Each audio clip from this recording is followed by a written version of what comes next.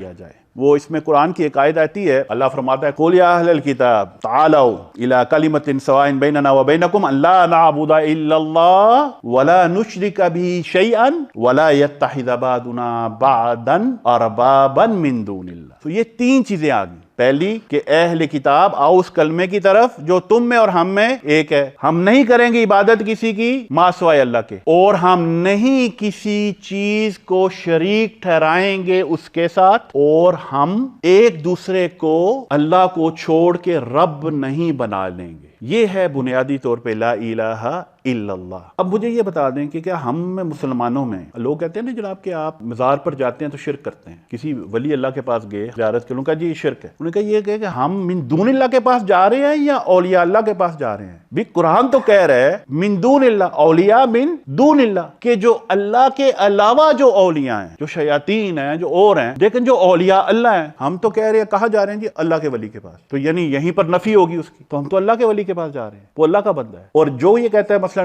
کہ مزار پر جانا شرک ہے، اچھا انہوں نے کہا کہ جی صحابہ کو نہیں پتا تھا یہ چیز، بھئی روضہ رسول کہاں ہے؟ مدینہ میں۔ مسجد نبی کہاں ہے؟ مدینہ شریف میں۔ مسجد نبی کے اندر کیا ہے؟ روضہ رسول۔ تو مسجد کے اندر روضہ رسول، آگے بھی مسجد ہے، دائیں بھی مسجد ہے، بائیں بھی مسجد ہے، پیچھے بھی مسجد ہے۔ تو جب پیچھے کھڑے ہو کے پڑھتے ہیں تو سامنے روضہ ہوتا ہے، تو سجدہ کر رہے ہوتے ہیں، تو سامنے تین قبریں ہیں، ایک بھی نہیں تین قبریں ہیں سامنے۔ رسول کریم صلی اللہ علیہ وسلم آپ کی قبر مبارک، آپ کے ساتھ سیدنا ابوبکر صدیق رضی اللہ عنہ آپ کی قبر مبارک، اس کے ساتھ سیدنا عمر فاروق رضی اللہ عنہ آپ کی قبر مبارک۔ تو کیا یہ قبریں جو ہیں صحابہ کے زمانے میں کوئی نہیں تھی؟ کیا یہ مسجد صحابہ کے زمانے میں کوئی نہیں تھی؟ تو یعنی آج تمہیں یاد آ گیا ہے، دیکھے جناب یہ تو شرک ہے، اب کیا کہے بندہ رو ہی سکتا ہے۔ اور یہ رونے سے بھی بات یاد آ گئی، مروان بن حکم یہ مسجد نبوی میں گیا تو کیا دیکھتا ہے کہ ایک شخص جو ہے وہ رسول کریم صلی اللہ علیہ وسلم کی قبر کے اوپر اپنی گال پیشانی رکھ کر لیٹا ہو، جیسے ایک بندہ سجدے میں ہوتا ہے۔ اب ظاہر ہے کہ اس کو نظر تو نہیں آیا کہ کون ہے، تو اس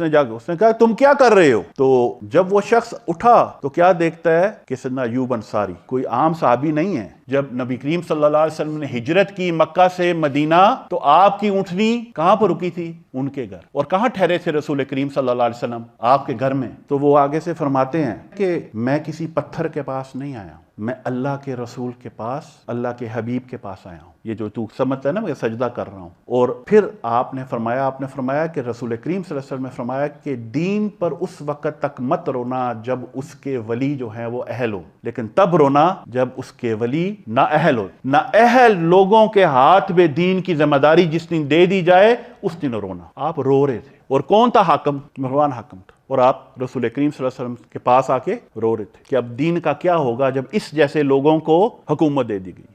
کیا صحابہ کو نہیں پتا تھا کہ شرک کیا ہے؟ کہ تم ہمیں آج سکھانے آئے ہو 1450 سال بعد کہ شرک کیا ہے اور شرک کیا نہیں ہے۔ اس کا مطلب ہے کہ اگر مزار پر جانا شرک ہے تو پھر ہر وہ مسلمان جو مدینہ منورہ گیا ہوا ہے وہ مشرک ہے۔ It's very simple۔ مطلب کہ رسول کریم صلی اللہ علیہ وسلم کے زمانے سے آپ کے وصال کے بعد سے لے کر آج تک جو بھی وہاں پر جا کے نماز پڑھتے رہے ہیں، کیونکہ وہ جا کے تو قبروں کو سجدے کرتے رہے ہیں۔ آپ جب جاتے ہیں نا تو مسجد نبوی کا میں تھوڑا سا جو نہیں گئے ہوئے آپ تو بتا دیتا ہوں کہ جو روضہ رسول ہے صلی اللہ علیہ وسلم وہ بالکل مسجد کے فرنٹ اینڈ پہ آتا ہے، ٹھیک ہے؟ اور اس کے ساتھ کا جو ممبر اور اس کے درمیان کا ٹوٹا ہے، وہ ممبر کو کبھی وہ آگے کر دیتے ہیں، کبھی وہ پیچھے کر لیتے ہیں، دیٹ ڈیپینڈس، لیکن اس کے درمیان کا جو ٹوٹا اس کو ریاض الجنہ کہا گیا ہے حدیث کے مطابق، وہ باقاعدہ اس پہ کارپیٹنگ۔ اب باقی ساری کی ساری مسجد جو ہے وہ پیچھے ہے احد کے پہاڑ کی طرف۔ تو عموماً جتنے بھی ہوٹلز وغیرہ ہوتے ہیں یہ پچھلے والے ایریے سے ہیں، تو جب ہم جاتے ہیں تو اگر کوئی بندہ لیٹ پہنچتا ہے، آگے نہیں جا سکتا، رش ہے، تو وہ کیا کرتا ہے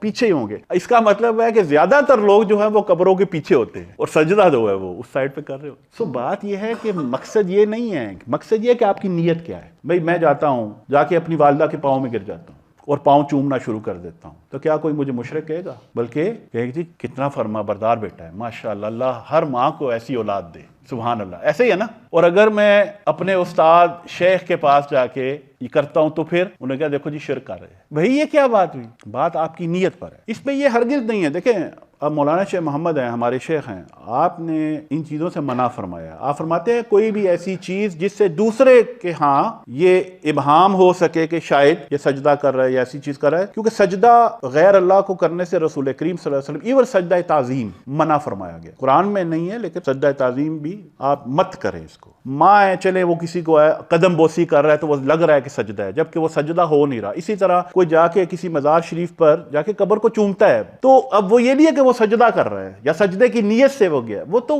اس کو چوم رہا ہے. اب جھکا ہے تو اس نے جھکنے والے دیکھنے والے کو لگا جناب یہ سجدہ کر، جبکہ ایسا ہرگز نہیں ہے. اب کوئی جا کے اپنے شیخ صاحب کے اگر ہاتھ چومتا ہے، پرانے زمانے میں ابھی کچھ ہی پیچھے آپ چلے جائیں تو بہت عام تھا والد کا ہاتھ چومنا، اپنے استاد کا ہاتھ چومنا، چاہے کوئی بھی استاد ہے، چاہے وہ قرآن کے ٹیچر ہیں، چاہے وہ ہمارے میتھس کے ٹیچر ہیں، سائنس کے، تو ہم ادباً اپنے استاد کا ہاتھ چوم. اس میں کوئی آج کل کے زمانے میں بھی باپ کا ہاتھ کوئی نہیں چومتا ہے، استاد تو بہت دور کی بات ہے. آج کل تو باپ کا ہاتھ کوئی نہیں چومتا ہے. ہائی ڈیڈ ہوتا نا، السلام علیکم، how you did, how you David.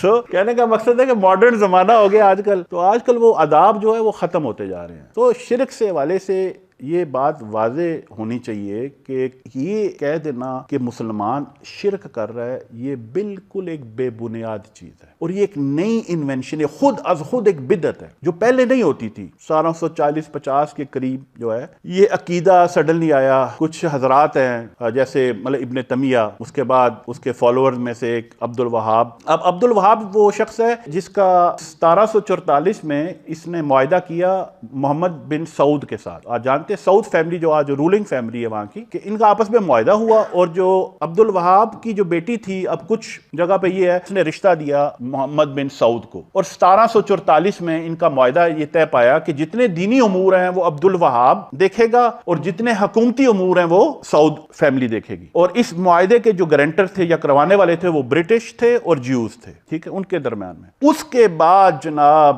شرک اور بدعت کا جو ہے نا ایک لہر، انہوں نے کہا اچھا کیسے پکڑیں ان کو. مسئلہ کیا تھا؟ اور کوئی مسئلہ نہیں تھا. انہوں نے کہا کہ محمد اور رسول اللہ کو نکال دو. سو بیسکلی یہ پورا ایک پلان تھا، اور اس پلان کے بعد یہ بھی کوشش کیجیے کہ روضہ رسول کو مسجد نبوی سے نکال لیا جائے. اس پر انہوں نے کئی دفعہ کوشش کی ہے لیکن کامیاب نہیں ہو سکی. ایک ہی چیز ہے جو یہ چاہتے ہیں کہ ہمارے دلوں سے محمد اور رسول اللہ کو نکال لیا جائے، اور پھر ہم میں اور یہود میں عقیدے کے حوالے سے کوئی فرق نہیں ہے، ہم میں اور شیطان میں کوئی فرق نہیں ہے. وہ فاقہ کش جو موت سے ڈرتا نہیں، روح محمدی اس کے جسم سے نکال دو. جو توحید کی سب سے بہترین میں نے پاکستان میں جو ایک ڈیفینیشن سنی ہے نا، وہ میں آپ کو سنا دیتا ہوں.